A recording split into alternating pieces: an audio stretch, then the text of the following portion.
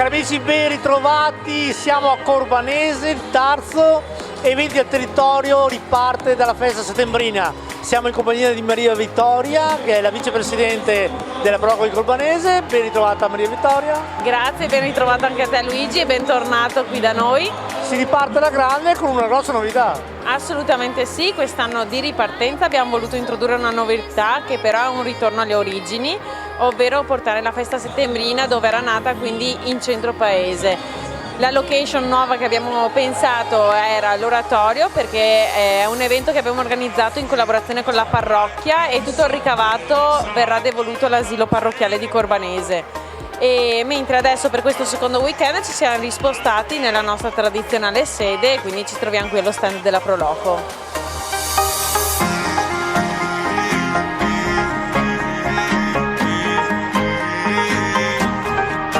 Io sono un volontario qui della Proloco di Corbanese, sono consigliere di maggioranza dell'amministrazione comunale e sono molto contento e molto fiero di essere un volontario della Proloco di Corbanese, perché sono contento di dedicare il mio tempo libero ai miei compaesani e ai cittadini del comune di Tarzo. Piatti tradizionali, mi dicevi che ci sono i classici piatti vostri della festa settembrina. Sì, assolutamente sì, ci sono tutte le specialità alla griglia e dopo altre specialità che proponiamo di serata in serata. Ad esempio questa sera c'è lo spezzatino di cervo, però per le prossime specialità non ve le dico perché dovete venire a trovarci.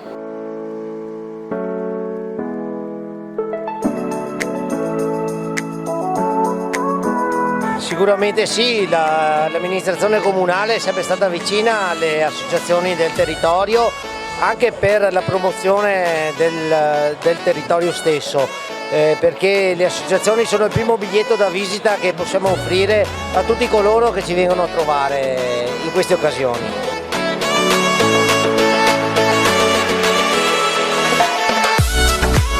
Ormai la parola volontariato è impegnativa da dire, ma soprattutto da mettere in pratica, e vedere che dei giovani sono mossi da questo spirito di volontariato fa bene al cuore, fa bene a tutti e ci rende molto felici.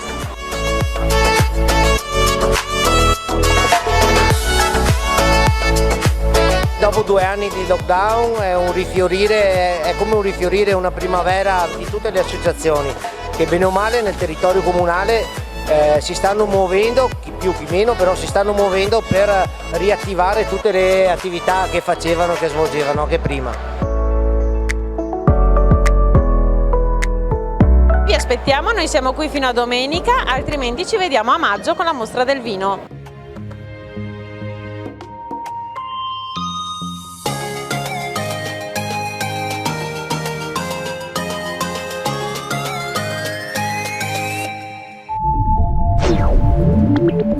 Yeah.